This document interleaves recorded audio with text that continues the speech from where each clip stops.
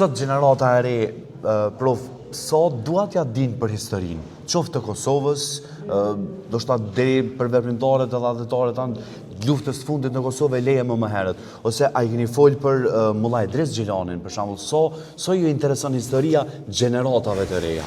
Gjeneratave të reja, po dhe gjeneratave të kaluara, dhe gjeneratës time, dhe gjeneratave të arshme, brezave të varshëm,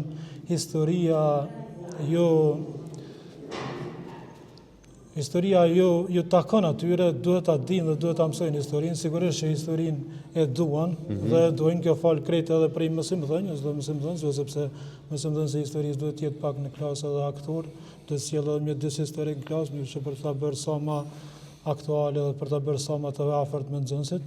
Megjithatë, historia për brezat e arshëm është jashtëzakonisht nga ajo që e shoh unë këtë mësimdhënës prej vitit 2012, e di që ka breza edhe ka paralele, ka gjenerata që dalin jashtëzakonisht kënaqura me mësimdhënien që jepet në këtë shkollë.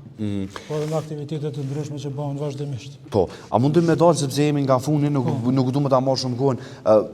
Aktualisht mbase kishte qenë mirë me folë edhe me drejtorin, po me qenë se historian edhe po du pak më të bënë në thojza kur ban so nxënës i kohë se pyetja më shumë që më shqetëson që e këm në për fshatra kur bëj emision është që është ajo vala fenomeni i keq i migrimit.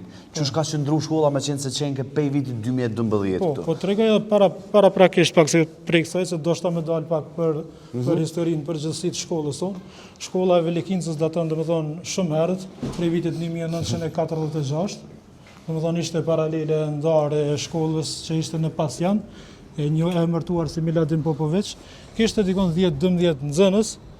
Pastaj me migrimin që e përmend edhe ti që është bërë më vonë, shkolla ka qenë shkolla e vjetër si për kësaj shkollës. Mund dalim edhe pak më pjesën po patjetër ecim tjetër. Edhe pse e kemi pak erë, besoj që nuk e kemi problem. Pjesën lart ka qenë shkolla e vjetër, e cila faktikisht nuk ka qenë fillimisht shkollë, po ka qenë si vend strehim për kafsh.